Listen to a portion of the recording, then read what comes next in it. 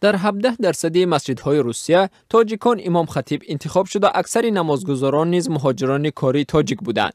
اما از پیش صف شدن تاجیکان در مساجد نمازگزاران تاتار خوشحال نیستند. تاتارها بر این باورند که مسلمان‌های آسیای میانه می‌خواهند اسلام خود و باورهای خود را بر دوش آنها بار کنند. یک پژوهش مرکزی کرنگی در مسکو میگوید که سالهای اخیر حدوداً امامتی 17% مسجدهای روسیه را روحانیان تاجیک صاحب شدند.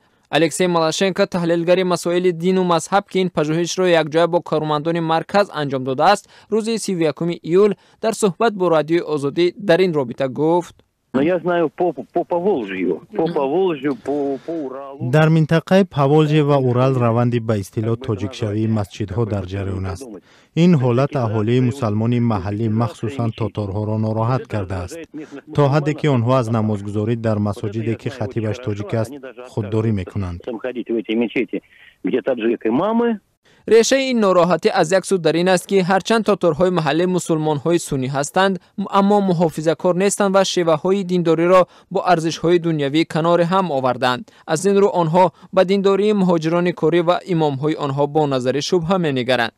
پژوهش مرکز کرنگی مسکو میگوید اکثر نمازگزاران یا به حساب میانه از 3.2 حصه آنها در مسجدهای روسیه، خصوصا در منطقه اورال و پاولژی، مهاجران کشورهای آسیای میانه و قفقاز هستند.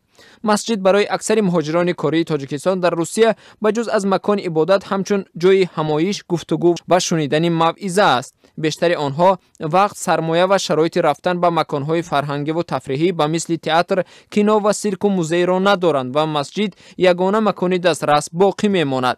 اما مسلمان‌های محلی از آمدن مهمان‌های نو خوشنود نیستند و میگویند نو آمدگان از شریعت برداشت‌های خود را دارند و می‌خواهند اسلام خود را به دوش آنها تحمیل کنند. لیدیا اکبردیeva ساکن ولایت تومین روسیه که از محل سکونت تاتار هست گفت چند پیش آگاه شد که تاجیک امام مسجدی محلی آنها تعیین شده است.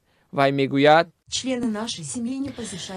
ما و اهل اویلای ما هر روز مسجد نمی رویم، لیکن در یک سال حداقل 2 بار در عیدهای رمضان و قربان مسجد می رویم.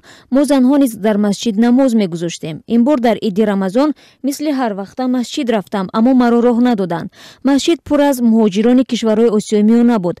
هرچند تلاش کردم، امام منبر در آمدن ما را منع کرد. من حیران شدم. این هم صحبت ما افزود تا این زمان امام مسجد از شمار تاتارهای محلی بود که رسم آیین و باورهای مردمی محلی را میدانست. اما امروز امام خطیبان تاجیک میخواهند اسلام خود را به ما تحمیل کنند که قابل قبول نیست، میگوید اکبردیeva. اما یک مهاجر تاجیک در ولایت پنزا گفت مذهبی که تاجیکان از آن پیروی میکنند از مسلمانهای محلی هیچ فرقی ندارد. محمدالله ظریفوف یکی از تاجیکان مقیم این ولایت گفت تاتارها در مسجد خیلی کم هستند و اگر امام با تاتاری گپ زند گپش را به غیر 3-4 نفر کسی دیگر نمیفهمد. اداره مسلمانان روسیه نیز میگوید چنین تنش‌ها وجود دارد و آنها برای حل مشکل تصمیم گرفتن اتستاسیای سرتاسری امام خطیبان مسجدهای روسیه را به راه مانند. رینات اسلاموف رهبر ریاست کارهای داخلی اداره مسلمانان روسیه میگوید واقعا از منطقه‌های تاریخاً مسلمان نشین، محل‌های سکونت باشقردها و یا تاتارها همین گونه شکایت‌ها به ما وارد می‌شود. وی میگوید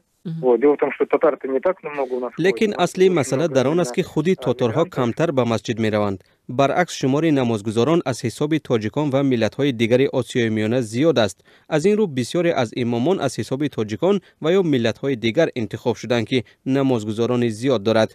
بنابراین ضرورت انتخاب امام از حساب تاجیکان به وجود می آید.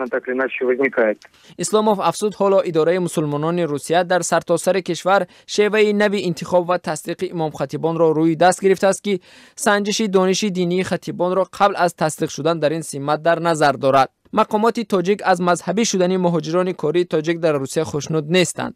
برعکس مقامات نگران آنند که محض در مسجدهای روسیه مهاجران تاجیک مورد مخشویی امیسرهای خارجی قرار گرفته به گروه‌های تندروی مستقر در سوریه و افغانستان می‌پیوندند. این مسئله را هنوز سال 2011 وزیر وقت خارجه تاجیکستان همراه خان ظریفی به نماینده سابق روسیه در ناتو دمیتری راگوزین مطرح کرده بود. در همین حال در چند از جمعیت‌های تاجیکان در روسیه در صحبت با رادیو آزادی گفتند که اکثر امام خطیبان تاجیک این کشور پیرو اسلامی معتدل هستند و از پیوستن جوانان به گروه و حرکت‌های تندرو جلوگیری می‌کنند. ضمناً جمعیت‌های تاجیکان در ولایت خبرسک، کامسامولسک، ناامور و ولایت چلیابینسک از حساب پول مهاجران مسجدهای خود را بنیاد کردند.